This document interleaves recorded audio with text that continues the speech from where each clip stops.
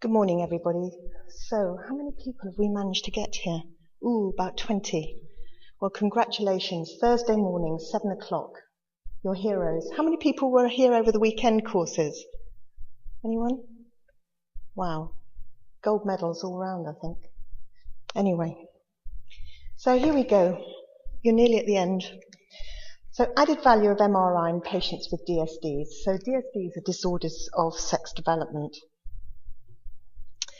I have no conflicts of interest to declare. So what is a DSD? I think that we as imagers, many people actually don't understand that the term DSD has now replaced the term intersex. And this has happened because a lot of the intersex terms are quite pejorative. They have terms which really make you sound like, a half person, you're between one sex and another, and certainly patient groups really did not like the terminology. So in 2006, Professor Hughes led a consensus group and a paper was published in which all the definitions of intersex were reclassified, and it's now called DSD, disorders of sex development, defined as a congenital condition in which the development of chromosomal, do you want to start the timer? You start it, okay. So it's a congenital condition in which development of chromosomal gonadal or anatomical sex is atypical. So this is how the terminology has been revised. So we have the previous definitions with intersex, male pseudo-hermaphrodism. You can imagine that if you were a male pseudo-hermaphrodite, you'd find that a pretty unpleasant name. And they've now been called sort of non-judgmental names. So we have 46XY DSDs, 46XX DSDs, and so on. So examples of these. So examples of the 46XX DSDs are disorders of gonadal development, including the ovotesticular disease, DSDs, streak ovaries, disorders where you have androgen excess, and then the other group of disorders, which includes cloacal anomalies and the majority of the Müllerian anomalies, which I'm mainly going to be talking about today. So 46XY DSDs are things like Swires syndrome, partial and complete androgen sensitivity syndrome, and also severe hyperspadias and atypical epispadias are included in that group. So how are DSDs assessed? Well, imaging actually forms a tiny bit of the assessment of patients with DSDs. The majority of the assessment is clinical, hormonal, genetic. A lot of psychological assessment, which is very important, and metabolic. But those few cases in which we do use imaging are really very important, and imaging is critical. So today I want to talk about what is the added value of MRI for DSDs. Well, we have diagnosis and anatomy, preoperative assessment, postoperative follow-up, and what is becoming a very interesting topic is the follow-up of dysgenetic gonads, retained dysgenetic gonads, and then in very complex cases where MRI is really superb. I'm not really going to talk about diagnosis and anatomy because I addressed that in my lecture last year. And if anyone is interested in that, those lectures are now available to anybody, even if you weren't at the courses, and you can get at those online. I'm mainly going to talk about the other aspects of added value. So, pre-surgical planning. Well, what do you need to know if you're going to operate on one of these patients? You need to know very clearly the anatomy. You need to know level of obstruction. You need to know a lot about the vagina. You need to know about the ovaries, other associated anomalies. And what would be nice is to know something about the function of the residual uteri, if there are any. So, anatomy. There are some things that are absolutely critical that your surgeon will want to know. This, for example, is a patient who's got a unicornuate uterus. So we have a relatively normal right uterine horn, which is, this is a terrible, it's floating all over the place. It's like I have no control over this pointer, but anyway, so we have a right-sided uterus, and you can see that uterus is unobstructed, and there's a normal cervix. In contrast, we have a functioning but obstructed left cornea. And what the surgeon wants to know is how much of it is attached, and in particular if it's involving the cervix. If you have a tiny little attachment, this is a sort of half-hour operation where they literally just snip it off. A very long attachment means that there's a much longer operation and the morbidity is higher. Your chances of damaging the residual uterus is much higher.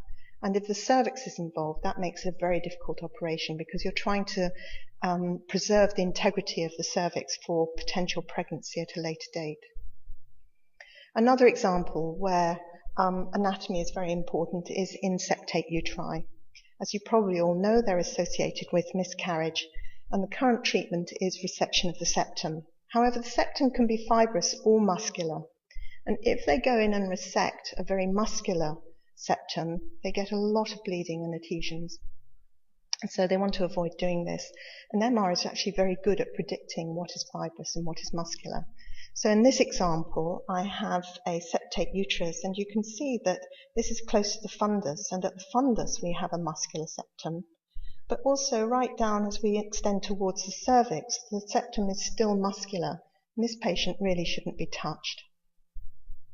Another case of a muscular septum, but a less extensive one, but all of this is muscular. There's no fibrous component to it. Whereas in contrast, in this patient, almost the entire septum is low signal and clearly fibrous. And in this patient, they can resect right up almost to the fundus of the uterus. So you've got to identify the level of obstruction, which, as you probably know, can occur at virtually any level. And the rule of thumb is if there's a high obstruction, you get hematocolpos and hematometria. If you have a low obstruction, you get vaginal distension. The caveat to that is that your patient may be hormonally suppressed, and if they are suppressed, that can be very misleading, and you don't develop these the typical retained blood that you're expecting. So this is a patient with a very high vaginal obstruction, and you can see that the uterus, the corpus uteri, is obstructed. There's the level of the internal os, and the entire cervix and the upper vagina is obstructed. With high vaginal obstructions, it can be quite hard to define where the cervix ends and the vagina begins, because as a result of chronic distension, the vagina become quite thickened and fibrous, and they find that surgically. So this is an example of a very low obstruction where the entire vagina has distended up, and we have really quite a normal looking corpus and cervix uteri with relatively normal internal os.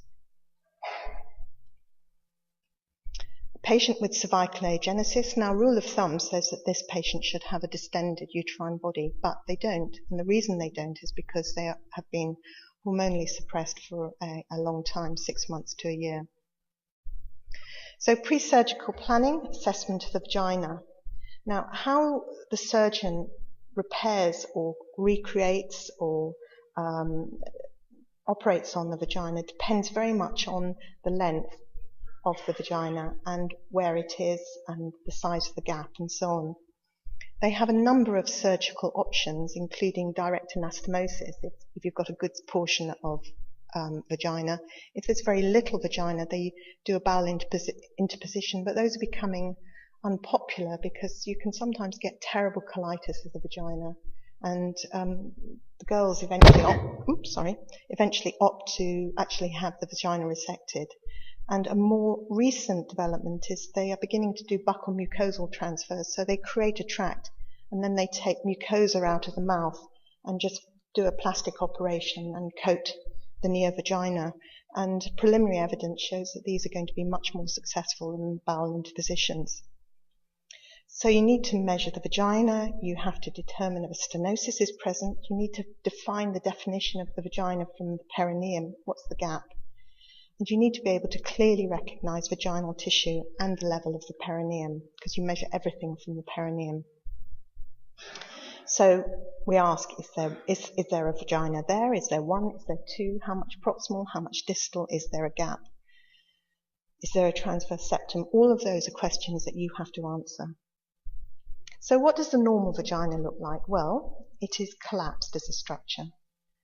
Normal vaginas do not contain any retained fluid. If there's any retained fluid there, it's your hint that there is some degree of vaginal stenosis.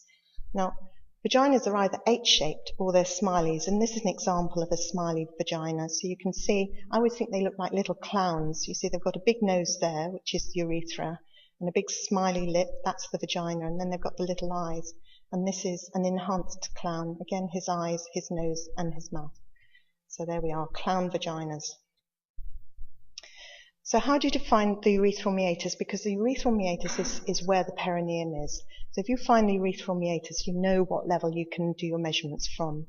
So if you find the urethra and then just go down slice by slice, and then you hit this comma shape, so it's like a double comma, that is the level of the urethral meatus, and that is the level of the perineum. So it's quite a sort of critical thing to get your eye in for, to make your measurements from. This is an example of a double vagina where instead of the H or the smiley, we've got a couple of trefoils here. You can see the high signal in the center there from both vaginas. So the ovaries, why are the ovaries important? Well, they are frequently ectopic in Müllerian anomalies. In our own series of patients with Rokitansky syndrome, either one or both ovaries have been ectopic in up to 50% of patients, about 46%. You need to know where those ovaries are so that you don't go, when patients have complex anomalies, you don't want to damage them. And also for patients like Rokitansky, their only hope of having a child is with egg harvesting and surrogate pregnancies. So that you need to know where those ovaries are in order to harvest them. The most common sites for ectopic ovaries are either high at the pelvic brim, where they tend to lie anterior to the psoas, or low down, but very anteriorly and rather laterally.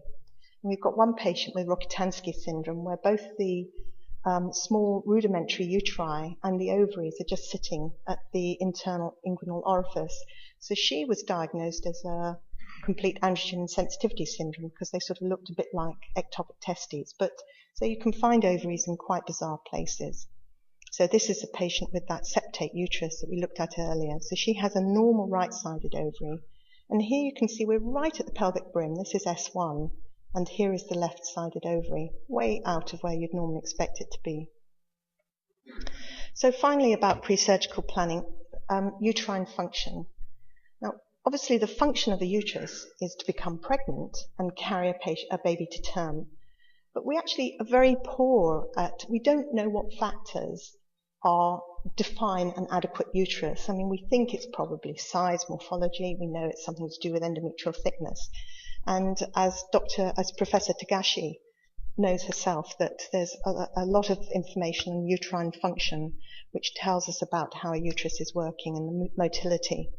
And so we think that motility is also very important in how a uterus functions. But it's actually very difficult to assess these patients because often if they're obstructed, they're hormonally suppressed, and so we don't know what is suppression and what is the fact that it's just a pretty rubbish uterus. And so another approach is to start challenging these uteri and imaging them. For example, you can challenge them and image the endometrium. An example of hormonal stimulation is seen in this patient with Swires syndrome. Now, Swires syndrome is where patients have XY, so they have male genetics, but they have streak ovaries, so they don't have testes, so they don't produce Müllerian inhibiting hormone, so they produce a uterus. So you have XY patients who are phenotypically female and they have a uterus. But they don't have ovarian stimulation. So this is a patient who had a very small uterus, patient with Swires syndrome, and she has had hormonal stimulation. You can see that she's now got really a very adequately sized uterus, and there's quite good development of endometrium. So this is potentially a uterus that could become pregnant with egg donation and in vitro fertilization. So the other thing we need to look at is other abnormalities, and there are a lot of them. There are a lot of associated abnormalities, the most common being renal and skeletal. Sometimes they're syndromic. The absent kidney is the most common, and this is often associated with ureteric anomalies. You want to know about these ureteric abnormalities because sometimes you have these obstructed ureteric remnants. And again, if someone's going to go in and deal with this complex surgery, complex anatomy, they need to know about it so they don't go chopping it.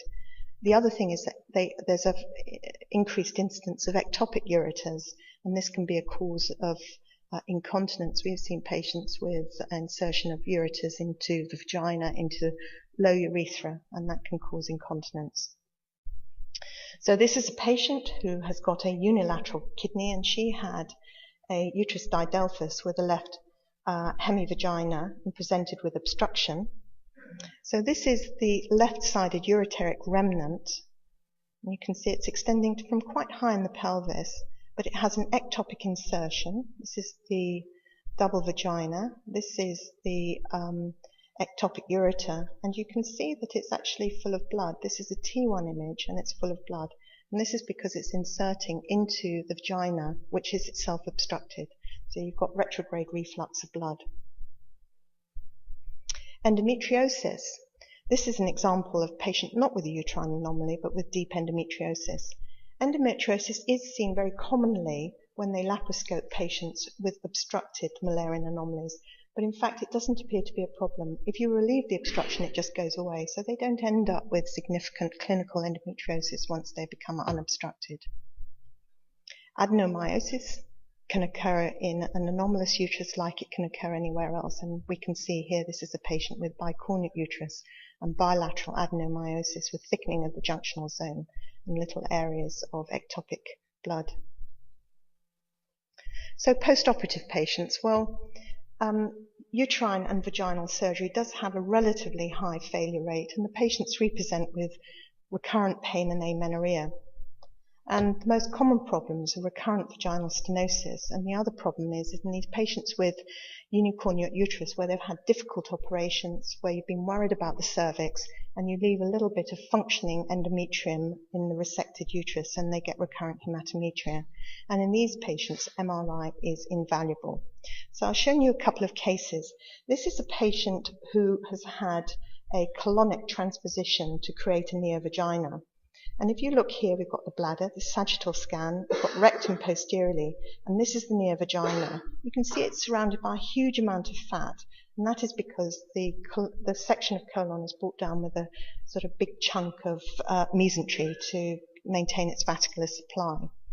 So we can see that this uterus has got a distended body and cervix, and then the vagina looks pretty good in transverse section, but there is an anastomotic stenosis here at the junction between the cervix and the neovagina.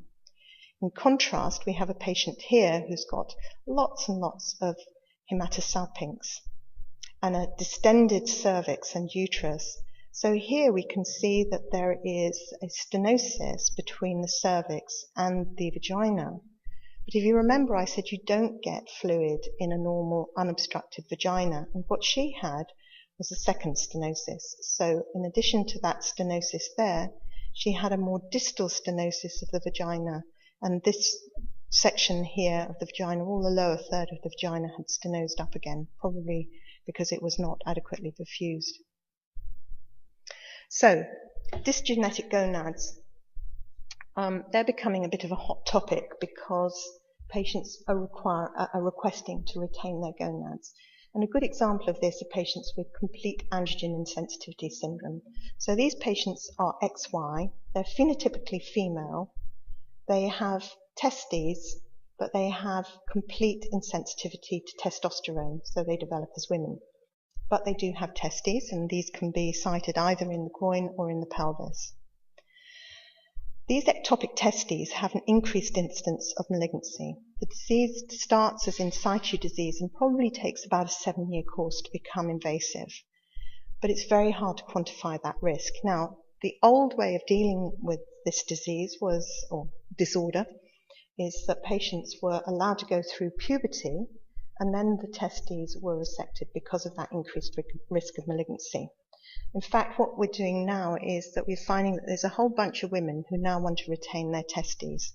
And they want to do it because it gives them a feeling of well-being. There probably is some non-specific effect of the testosterone. They don't require hormone supplements, so they don't have to take pills every day if they retain their testes. And they do somewhere in the back of their brains, they sort of hope that one day they will be able to use these testes for reproductive material, for genetic material for reproduction. So we're now left with this problem is, what do we do with people with retained testes that are potentially very malignant? So we have recently looked at our entire series of patients with CAS who have retained their testes, and we've characterized the appearance of the testes, correlated this with histology, and we've asked the question, can we detect malignant disease? So we have reviewed 46 testes in 25 patients, about half of which have still got them in, and then half of them decided to have them out after the age of 16, but after they had kept them in for a long time, relatively. So these retained testes were resected at the age of 24, a mean of 22. Our patients who've continued to keep their testes in are aged up to 39. This is our oldest patient. So what we see in these testes is they have nodules. You see nodules in around 60% of patients. And these nodules, these low signal nodules, are Sertoli adenomas. We also see ELF hats in a smaller proportion of patients. And this is the hyalinized pampiniform plexus.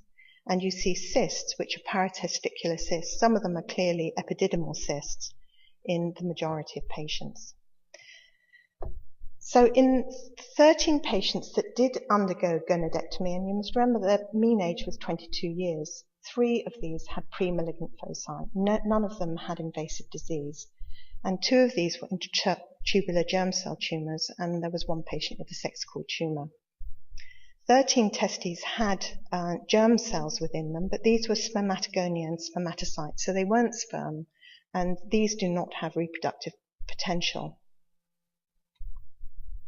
So this is an example of a patient with a retained testis, and this low signal nodule here is a Sertoli adenoma, and you can see that actually they're scattered throughout the pelvis. And there we have our paratesticular cyst. And this is the thickened pampiniform plexus down here, which is the ELF hat. Now you might ask, why do I call this an ELF hat? And it's because this is actually an upside down ELF. If I turn him up the right way, you see there's his hat. So there's the ELF hat. There's his face, and there's his white beard. And the ELF hat is this thickened, hyalinized pampiniform plexus with fibromuscular hyperplasia. And we've been through all our patients like this and sort of really done very detailed matching of macrohistology and histology. And so we really, we now really know what's going on in these testes. This is the patient, or one of the patients, that had ITGCN cells. So this is in situ disease, staining up with PLAP, which is placental alkaline phosphatase, a germ cell tumor marker. So what do we know about these dysgenetic gonads? Well, we know we can't detect in situ disease. They looked exactly the same as all the others. We don't know what is the necessary interval between follow-up. There's this feeling that probably they have in situ disease and then they suddenly fall off the cliff. So at the moment we're choosing to image them every year, but this may be inadequate. We may have to start to biopsy these testes in order to be able to identify when they have in situ disease, which would, if you develop in situ disease, we would recommend to the patient that they have them resected. There is some potential for developing special histology stains which might recognize early malignant disease. And we've just set up a European Working Party collaborative study where we're pooling all our patients with retained testes so that we can then have a longitudinal natural history study to actually work out what we should be doing with these patients. So the other place that MR is absolutely fantastic for is complex cases. Some of these cases are extremely complex. And I'm just going to show a couple. So here we have one patient who had spina bifida, extrophy, she had uterus didelphys, she had adenomyosis, an obstructed left vagina, and a right vagina which was draining into the perineum, but not the perineum in the midline. It was really into the right buttock. So this is her image, and you can see it's really very complex. So these are axial scans. So this is the anterior margin of her superior pubic ramus, and you can see there's a large defect in her pubic rami. So this is the extrophy. There's a very poorly formed pelvic floor muscle, and she has no coccyx because she had a spina bifida. Here we see a bit of bladder. This is part of the right-sided uterus, and this here is an obstructed left vagina. You can see she's had surgery before. And on this slide you can see that this is now the right-sided vagina, and really it's just ending in the perineum at the common cloacal opening. When you get these cases, we see them in their teens, but of course these very complex cases have been looked after by the paediatricians for many years before we get them. But as children, the overwhelming part of their care is directed towards improving their musculature, dealing with their urinary problems and with their rectal problems in patients with anorectal atresia, for example. So we see them as teenagers when suddenly they start to either develop obstructed menstruation or when they start to talk about their reproductive potential. You know, am I going to be able to have babies? So by the time we get them, they've often had a lot of surgery. So unpicking the complex surgery from what is actually going on in their pelvis is extremely difficult. The other thing is that they do tend to have a poor outcome in terms of their reproduction because very often the surgery that they've undertaken makes it impossible to do laparoscopic surgery. They're at high risk for open surgery, and they are extremely difficult patients to look after. So the more information you can give your surgeon, the better. So another patient with complex anomaly is a girl who has a transplanted right kidney. She's got a dilated left ureter, and the reason it's dilated is because it's draining into the urethra, so she's incontinent. And she also had a septate uterus. So here we have this transplanted kidney. We have a septate uterus with a thick muscular septum. Okay, don't go anywhere near that with the laparoscope. And don't start chopping away that septum, you'll run into trouble. And then on the next slide, you can see this in cross-section. This is her distended ureter. And the reason it's distended is because it's inserting just down here, just below the vesico-urethral junction, and it's partially obstructed because the wall of the urethra is acting as a valve. But every now and then, her pressure was building up, and then she'd be incontinent. She was wearing pads and smelt when she came to the clinic. So does MR have added value? I think definitely. It's an absolutely fantastic tool in looking after these complex patients. Finally, I'd like to thank all of you for turning up so early in the day, and I'd like to acknowledge my co-workers in the DSD team because we very much function as a team, including Sarah Crichton, who's pediatric adolescent gynecological surgeon, and our adolescent urologists Dan Wood and Chris Woodhouse. But there are, of course, many others. Thank you for your attention.